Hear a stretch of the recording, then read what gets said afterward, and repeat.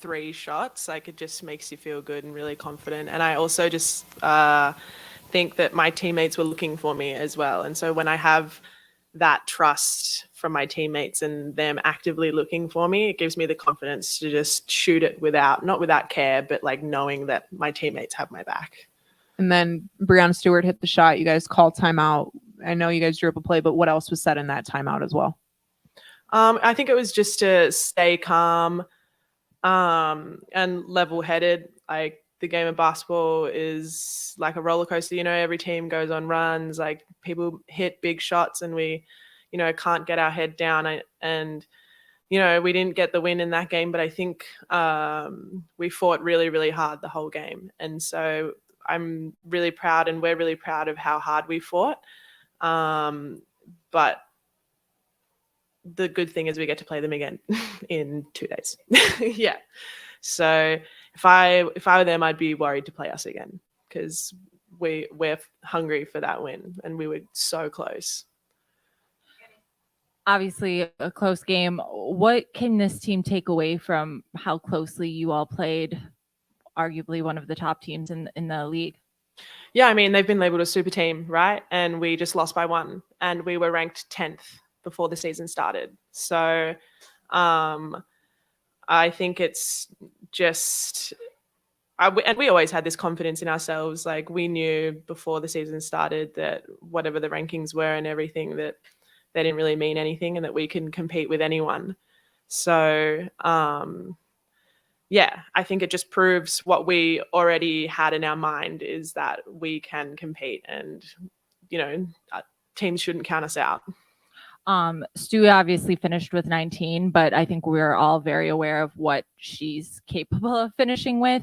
What kind of confidence do you gather from yourself in the way you were able to defend, match up with her today? Yeah, I mean, playing against Stewie is always a daunting task. She's one of those players that commands a presence on the court, and you have to pay attention to her. So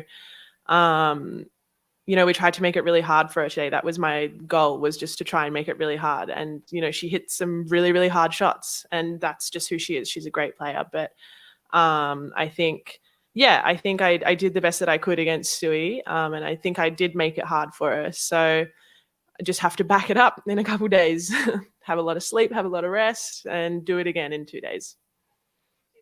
Hey, Alanna, can you just kind of give some insight to your thought process when you're popping off of screens that you set for, say, Dana or Marina, versus when you decide to discern with going for a roll instead?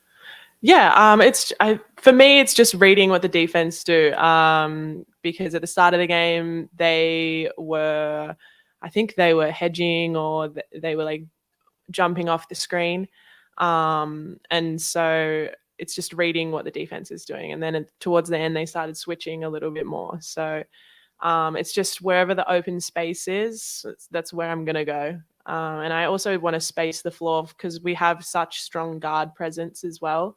So it's just about spacing away from the guards to give them a chance to create, because they're great ball handlers, great at getting to the rim, great at creating their own shots. So I'll let them do their thing, and they drag the defense over. I'm there ready to stop and pop. And then can you kind of give some insight to the switching, because you did a lot of covering up for teammates, whether it be a late switch or a flat switch on the defensive end today? Yeah, I think that's just another one of our values as a team, is that we have everybody's back, regardless of what happens. I don't think our plan originally was to switch screens, but we have a lot of trust and confidence in everyone's defensive ability, and in helping as well when our guards are guarding posts and when our posts are guarding guards. So I think we read each other really well, and we help each other really well. So switching is going to occur, but I don't think that teams can punish the switch that easily because we help so well. Hey, Alanna, kind of building off that first question from Steven, you're 4 for 4 tonight from 3-point range. We've seen you after practice kind of drilling a lot of that pick and pop 3-pointer action. What were you seeing today that was making you feel so confident taking those, and just kind of how do you think that was affecting what you guys were doing offensively today? I think what gave me confidence was seeing the ball fall out the bottom of the net. No, Valid. yeah. Yeah, no, I think, I mean, every player at this level has put in hours and hours of practice, and refined their skills and what they're really good at. And so I'm a shooter, and so I've done hundreds of thousands of hours of shooting that same shot. And so I know when I'm shooting it, like, I've shot that so many times before. Like, I get annoyed if I miss because I've made that shot so many times. So I think it's just the repetition of doing it in practice, and in game as well, that like gives you that confidence. And then a couple games ago, Kalia described Courtney Williams as kind of being like the calm for this team sometimes in big moments. And in the fourth quarter day, especially with Cobb maybe having that injury, just kind of where you guys were at, it seemed like she was really able to step up in that way, score those 7 points. What is that like, having her in those moments? How would you kind of describe her presence in those moments? Yeah, like off the court, Courtney's hilarious. Like, she's all over the place. She's one of the funniest people I've ever met. But then on the court, it's really interesting because she is so calm and so level-headed, and she doesn't get caught up in all that emotion and stuff. Obviously, she gets excited when good things happen, and she makes big plays, or people make big plays. But when things don't really go our way, she's probably our go-to in keeping us level, and encouraging as well. Like, she does it in a really encouraging manner. So you're always going to get really good feedback from Courtney. And it's never like in a negative way. Like, she's constantly talking to everyone. And yeah, it's really, really helpful on the floor, especially in big moments like that. Just going back to the 3-pointers, as was said earlier, you all were able to hold New York to 34.6% from the 3-point line, and obviously they have some of the best 3-point shooters in the game. So I'm just wondering if you could talk a little bit about, the defensive strategy in terms of being able to sort of hold them down at the 3-point line as much as you did. Yeah, I think for us it was just identifying who their best 3-pointers were and not letting them get the ball off from the 3-point line. Like, we don't want people shooting comfortable shots. And so you got to, prioritize who you're closing out on or who you're helping from and stuff like that. So it's just reading the game and making sure people are taking shots that aren't what they're best at. One quick question. Elizabeth Williams seems to have a presence on both ends of the floor, but very much defensively. What does she do for your guys' defense as an anchor? And then what have you learned from her defensively that you want to carry into your game? Yeah, I think when E's on the floor, you just have a sense of comfort, like knowing if you get beat, it's probably going to get smacked into the fourth row anyway. So, you can take risks. You can be a little bit more aggressive because E's sitting there and she's going to help you out. And she's just got a really, really good knack for blocking without fouling, which is really, really hard to do in this league, especially. So yeah, like, huge props to E. In terms of trying to emulate her game, I just would love to be able to block with the intensity that she does. Like, when I block, I just like tip it with my fingers. Like, she full palms that shit and just smacks it. Like, I wish I could do some cool stuff like that. That'd be cool.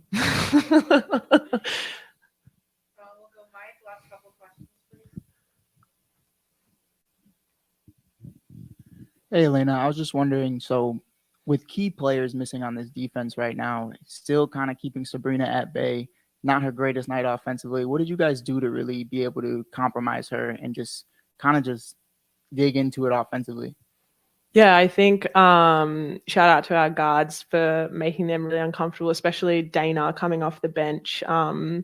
She just hounds people, like, she is always there, and you see them turn their back or try and cross over and she's there again. Like, she's just this constant defensive presence on the ball, which I'm not a guard, so I don't know what it's like, but I can imagine it would be really annoying. Like, So I think not only Dana, but the rest of our guards just did a really good job of making it hard for her.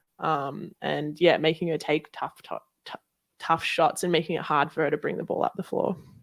And then, you know, this is your seventh start as a starter now on this team. How have you been able to stay so consistent, whether you're coming off the bench or whether you're in the starting lineup? It's just the mindset of staying ready, whatever your opportunity is. You know, I've been in the league. This is my 5th year in the league, and my role has changed a lot.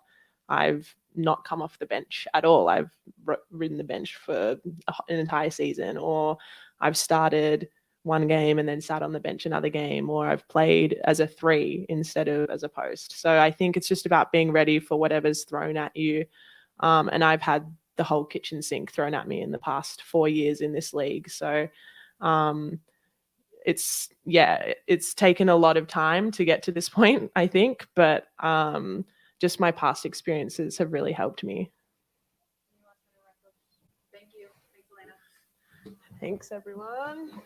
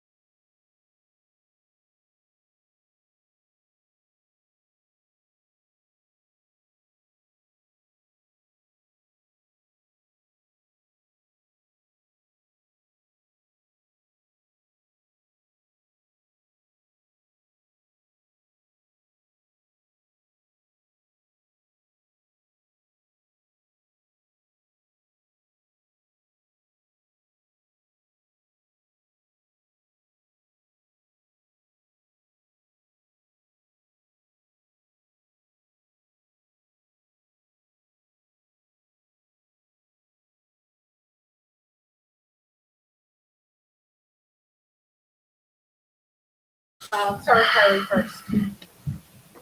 Jesus. Hey, Marina. What was said in the timeout after Stewart hit the shot in the final 7 seconds? I know you guys drew up a play, but what else was said in that timeout?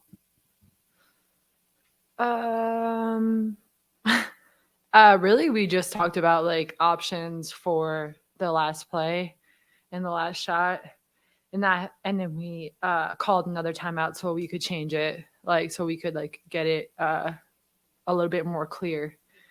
Really, we didn't talk much about Stewie's shot. Was there anything else outside of just setting up the play that was discussed? No, it was just a play, I think. I know this.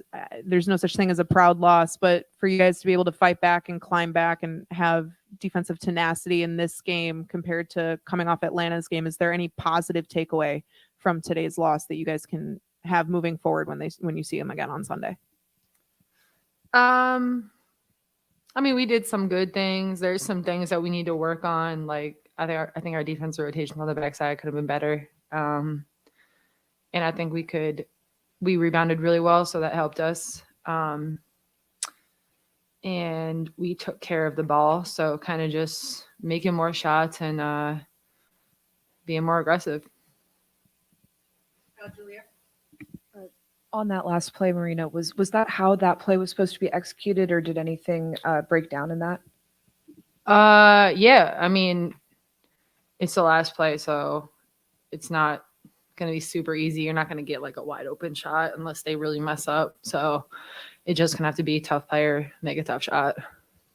And then a few games ago, Kalia talked about how Courtney Williams can kind of be the calm for this team, especially in close game scenarios like this. Just kind of how did you feel that impact of her in that fourth quarter, both in her scoring and just in her presence on the court for you guys? Courtney just does what the team asks of her. So like she wasn't hitting all of her shots tonight. So then she went and gave amazing passes and played great defense. And then when it was her time, she hit a couple of really big shots. So like Courtney just steps up and does whatever the team needs and really selfless. So. Hey, Marina. So New York kind of threw mixed coverages at you guys over the course of the game. Sometimes hedging, sometimes drop, sometimes sticking to the ball. Can you just kind of speak to the process that you guys had today in terms of moving the ball? Like you had a couple passes to the second side that kind of burnt the defense. Yeah. They mix up. They're known kind of mix up their defense after like quarters or halves. So just being ready and like finding the open person. So obviously you don't know exactly what they're gonna do. Me just reading the play and trying to find the open person quickly before they trap me, which was what was happening in the second half. So really just our willingness to move the ball. James talked after the Atlanta game about how you guys are not a team that could be that you're a team led through your defense. You're going to win dictated by your defense. And tonight we saw a completely different defensive performance than we did against Atlanta. How much of your offensive success was a direct result of the energy and the spark you guys got off of your defensive performance? I mean, if you think about it, like as a player, if you just are getting easy baskets scored on you time after time, it kind of takes your confidence away on the offensive end. It slows you down. It hurts the team as a whole. So when you get stops, it kind of gets that energy flowing and that confidence going on the opposite end. And also just being able to run transition. Like when you keep taking the ball out of the net, people set their defense up, and this league is too competitive to just continually play a half court offense. Hey, Marina. With Rebecca out and other key players of this defense, you guys were still able to keep Sloot and Sabrina at bay offensively. What do you guys think you guys did so well preparing for them? I mean, they're great players, so you got to make sure you're up, making their life difficult, kind of like they do to us. So taking their space away, taking their vision away, trying to make them do things they don't want to do so much. So, yeah, just trying to get in their space. Seems like Elizabeth Williams is your defensive anchor, obviously inside the paint, but just also overall. How important and what impact does she have on you guys as a team that kind of gives you guys that extra energy and that spark to get the transition offense moving? Yeah, kind of like I talked about, that energy is infectious. So like when she blocks shots and gets her hands on the ball and just makes things difficult for them, it kind of gets those offensive players flowing too. Like gets the ball, get out in transition, and kind of get the offense moving. So she knows that what she brings is so important to us, and having her on the defensive end really protects a lot of things in the backside. Thanks.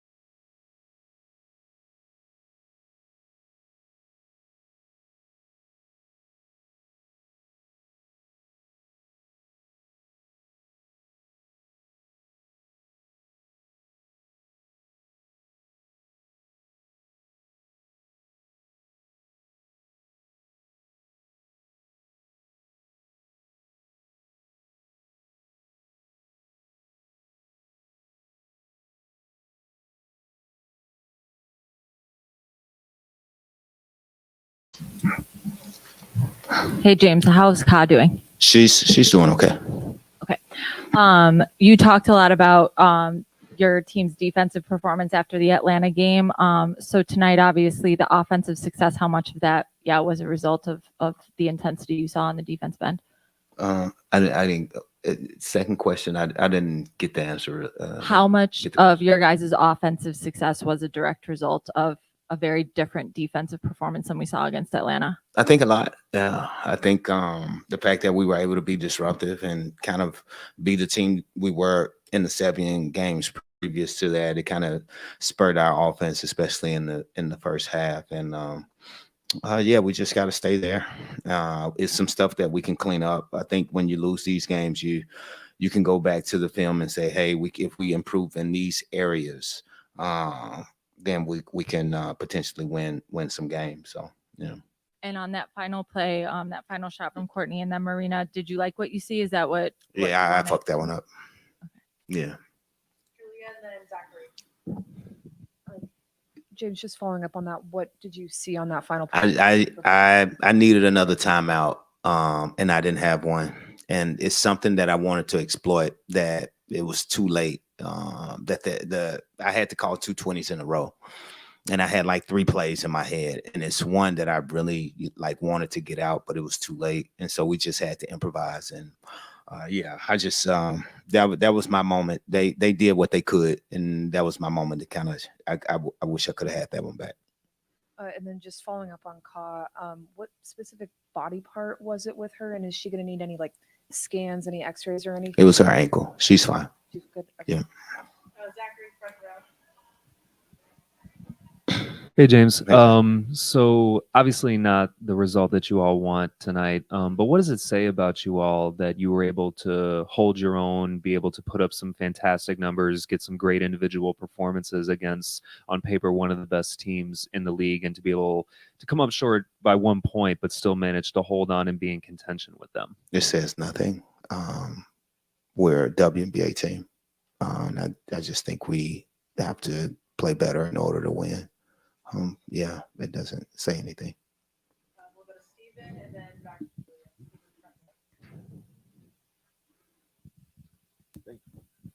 What's going on, Coach? What's up, Steve? So Courtney Williams, her playmaking today, I feel like she really had a good feel for New York's automatics, and then when they started switching their defense, can you kind of speak to just what you saw from her today? So Courtney is an underrated player as far as her IQ. Her IQ is really, really high. One of the highest IQ players that I've coached. Her ability to communicate and see things and adapt and kind of get players to follow her when she's adapting and saying what she sees on the floor. It's been really great to coach that. And so she didn't shoot the ball well early, but she was able to know what spot she wanted to get to kind of get us going when it mattered. And yeah, I think she's a great player. And then on the defensive side, you guys were really sticking to your coverages, whether it was switching doubles with Stewie or going under on Courtney. Mm-hmm. What did you kind of see from that side of the ball that was really kind of changed the game for multiple stretches? I thought we executed for the most part. It was a couple of times where we didn't, and they kind of stayed at what they were doing. But I thought we were disciplined. We were more disciplined. We only sent them to the free throw line 7 times, and for me, it was more a tactical game. They had a ball that went out that clearly hit them, the ball that they were trying to, and I had a challenge to give, and I didn't want to challenge it because that was the challenges punish you because that timeout gets taken away, but it was clearly off them, and I saw it. I was just trying to get my coach's opinion on should I call it or not, because we're going to need another timeout, and I needed that timeout. So I'm glad I didn't challenge, but I wish we could have had that one back, So it's a tactical game, and yeah, I felt like we did things to set ourselves up to win. We just came up a little bit short. James, with Alanna shooting the way that she was tonight, obviously she's not going to be perfect from the field every single night, but how much does it impact the way that the rest of your offense can operate when she's stretching the floor that much from? She might be perfect for the rest of her career. We don't know that. We Might don't never miss a shot again. might never miss a shot again. We do not know that. So I do not agree with that sentiment. And you speaking that into the cosmos does not suit well for us. But she spreads the floor. We worked on some things in her shot this morning. Ann does a good job of working with her and Tanya. And I think, you know, you play against Stewie, and you have a game like that, you should have a lot of confidence in yourself going forward. So we trust her, and we want her to shoot the shots that she's taking, and just to be the confident player that we know she can be. And like I said again, her defense is still underrated, because I thought she affected the game as much on the defensive end as she did on the offensive end, and I was really like appreciative of that. And I told her a story that you're going to get a foul call that's not going to be a foul, and you're going to complain to me. And it was like deja vu had happened. It was like, she was like, but I didn't foul. I was like, I told her, I was like, see, I told you I was going to do this. And she was like, but I didn't. And I was like, I can't challenge it because I just can't. So no, she's good. She's going to help us.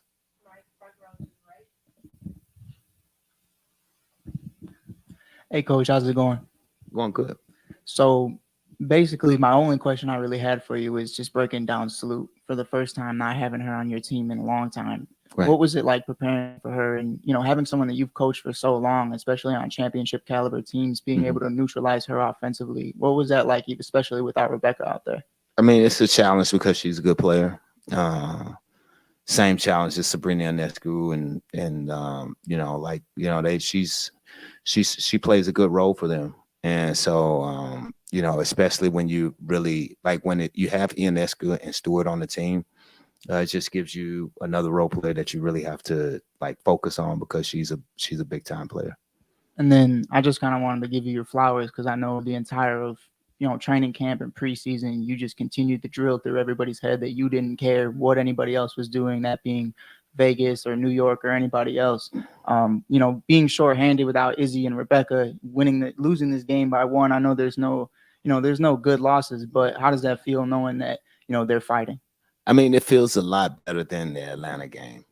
I think we played we're game 6, game 9, if you count the preseason, and I count it. But we've played 8 out of 9 games to our identity. So I don't mind losing these type of games if we fight the way we're going to fight. And even though you lose, these games still should give you some sort of confidence to keep on going. It just has to. And it's anyone. If we play anybody. If it's all about, for us with this team, it's not about what the result was. It was how the result was what was done. So it's all about the how with our team, and they understand that. So that's going to keep them locked in and keep them focused and keep us pushing. I appreciate it, man. All right, thanks, guys.